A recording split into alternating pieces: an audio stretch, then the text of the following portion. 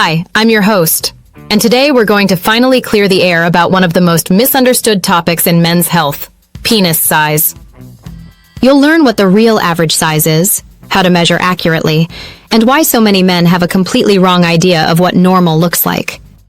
Stick around till the end, because I'll also cover the risks behind enhancement procedures and a fascinating historical fact that might completely change how you think about this subject. But first, let's start with the big question. How do you actually measure correctly? Because believe it or not, most of the numbers you've heard online are wildly inaccurate simply because people measure the wrong way. When it comes to penis size, there are two key dimensions: length and girth. That's the circumference or thickness of the shaft. Both matter, but accuracy starts with knowing how to measure them properly. For length, use a ruler or measuring tape and place it at the pubic bone, not the skin. You may need to gently press through the soft fat pad until you reach the bone. Then, either stretch the penis when flaccid or measure it when erect from the pubic bone to the tip of the glans. The stretched flaccid length is actually the most reliable scientific method because it closely matches erect size. Here's where many guys go wrong. They measure from the skin or from underneath, adding extra length that isn't really there. That's how misinformation spreads. Accurate measurement means bone to tip, straight line, no shortcuts. Now let's talk girth, because that's just as important, and often the part men underestimate. Use a soft measuring tape or even a piece of string. Wrap it around the midshaft of the penis, not too close to the base or the tip, then record the number where it meets. Again, you can do this both flaccid and erect, but the erect measurement is the gold standard used in most studies. Here's the thing. A lot of men either overestimate or underestimate their size simply because they compare incorrectly. For example, judging their flaccid size against someone else's erect measurement. And that leads to unrealistic expectations that can really mess with confidence. Now let's get to the part you've been waiting for. What does the science actually say about averages? There's a huge study that looked at data from nearly 15,000 men worldwide, yes, 15,000, to find out what normal really means. On average, when measured correctly, most men fall within a range of 10 to 16 centimeters in erect or stretched length. That's roughly 4 to 6.3 inches. The true global average? About 13.2 centimeters, or just a little over 5 inches. Here's the surprising part. Only a tiny fraction of men fall outside this range. A micropenis is defined medically as less than 7.5 centimeters, around 3 inches, when erect or stretched. On the other extreme, a macropenis, more than 24 centimeters or about 9.5 inches, is incredibly rare. In other words, these cases are extreme outliers, not something most men will ever encounter. Now for girth, or circumference, another area surrounded by myths. Flaccid girth typically ranges between 8 and 10.5 centimeters, around 3.1 to 4.1 inches, while erect girth usually measures between 10 and 13 centimeters, that's 3.9 to 5.1 inches. The average erect girth sits at about 11.5 centimeters, or roughly 4.5 inches.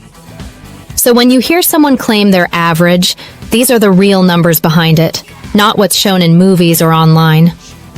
Remember, adult film actors are selected specifically for unusual size, and even then, camera angles, lighting, and digital editing exaggerate reality.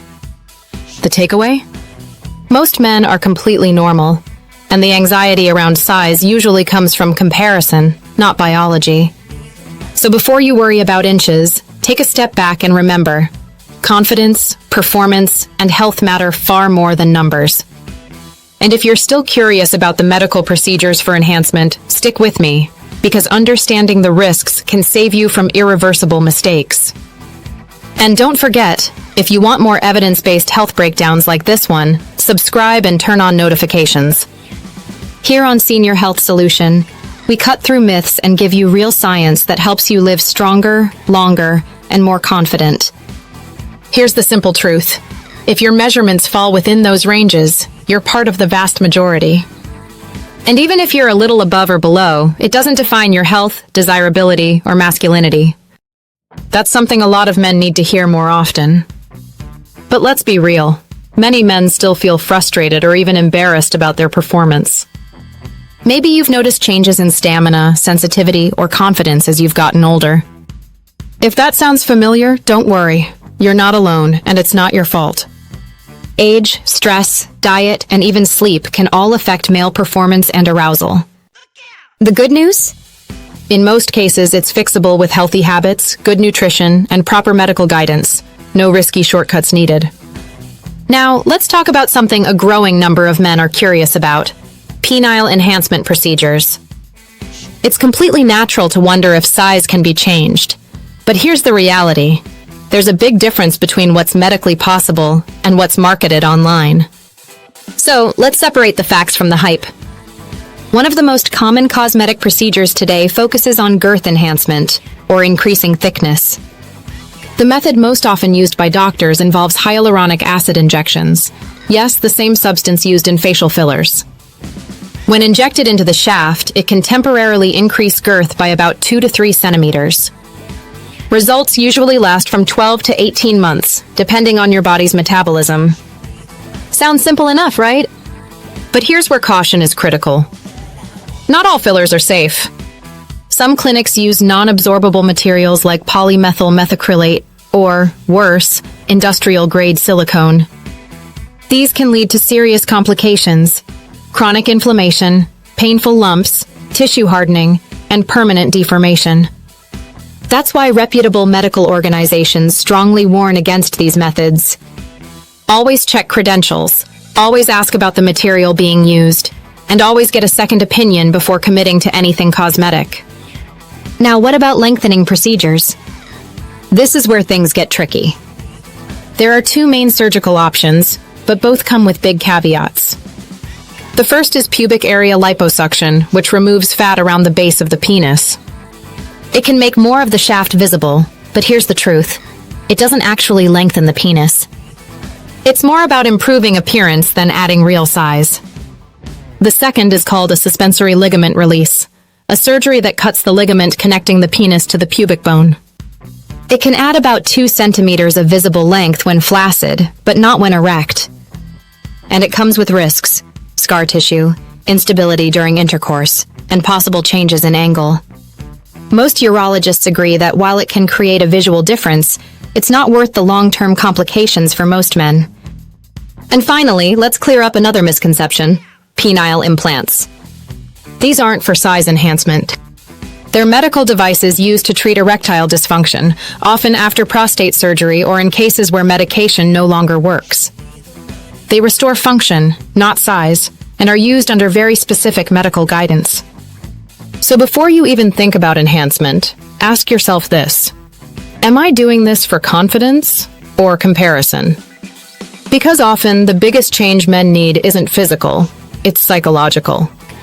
Now let's take a step back and look at a fascinating piece of history that might completely change your perspective. In ancient Greek culture, the ideal male body was actually depicted with a smaller penis. Shocking, right? Back then, that was considered a sign of wisdom, self-control, and refinement. On the other hand, large penises were often associated with barbarism, lack of discipline, or even humor. Don't believe it?